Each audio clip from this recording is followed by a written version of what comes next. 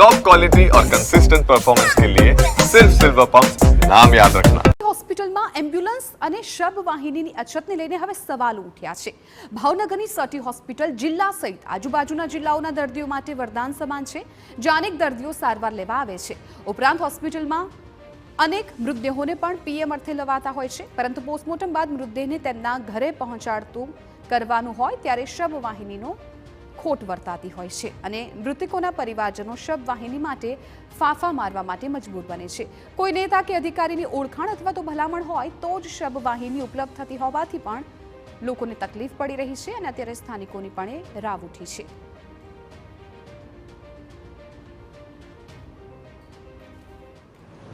ભાવનગરમાં સિવિલ હોસ્પિટલમાં શબ વાહિની એમ્બ્યુલન્સ લગભગ મૃત હાલતમાં, ઘણા એવા વાહનો છે જે હાવ બંગારમાં પણ આપી દેવા પડે અને અમુક તો લગભગ હું માનું છું કે જે લોકો સિવિલ હોસ્પિટલમાં પહેલી વાત તો કોણ મુલાકાત, કોણ દર્દી આવે છે, એકદમ ગરીબ પરિવારો અહીં સારવાર લેવા આવે છે, પણ સમય એને નાથી શબ વાહિની વ્યવસ્થા મળતી, ના એમ્બ્યુલન્સની વ્યવસ્થા મળતી। અને બીજી તરફ ખાનગી એમ્બ્યુલન્સને ફાયદો કરાવવાનો પણ આક્ષેપ કરાયો। ફરિયાદો થઈ રહી છે કે બહારના ખાનગી એમ્બ્યુલન્સવાળાને લાભ અપાવવા હોસ્પિટલમાંથી જ કેટલાક કર્મચારીઓ ખાનગી એમ્બ્યુલન્સના નંબર આપે છે, જેને લઈ ગરીબ દર્દી કે તેના પરિવારને એમ્બ્યુલન્સના ભાડાની રકમ વધારે ચૂકવવી પડે છે।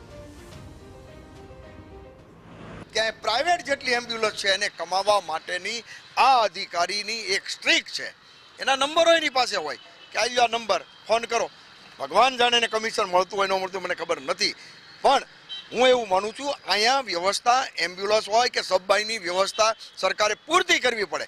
એક નાનામાં નાના પરિવારને એમ્બ્યુલન્સની વ્યવસ્થા મળે, સબવાહિનીનું સબ ઘર સુધી પહોંચે એવી વ્યવસ્થા ફ્રી ઓફમાં કરવી પડે। કમનસીબે ભાવનગરની આ સિવિલ હોસ્પિટલમાં ફક્ત વાતો બહુ મોટી કરે છે પણ આ સર્વિસમાં ઝીરો છે।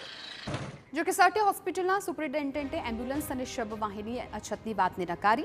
હોસ્પિટલ પાસે 13 વાહનો હોવાનું અને અત્યાર સુધીમાં એમ્બ્યુલન્સ કે શબ વાહિનીને લઈને કોઈ તકલીફ પડ્યાની ફરિયાદ આવી ન હોવાનું જણાવ્યું। ઉપરાંત ભંગારમાં પડેલી એમ્બ્યુલન્સ બાબતે સ્પષ્ટતા કરી કે તેના ટેન્ડર પ્રક્રિયા પૂરી થઈ ગઈ છે। કર્મચારીઓ દ્વારા ખાનગી એમ્બ્યુલન્સના નંબર આપવા અંગે પણ તપાસ કરી કાર્યવાહીની ખાતરી આપી છે। હાલમાં આપણી પાસે એપ્રોક્સિમેટલી સબવાહિની એમ્બ્યુલન્સ અને અલગ અલગ જાતના જે વ્હીકલ કહેવાય 13 વ્હીકલ આપણી પાસે અત્યારે ઉપલબ્ધ છે।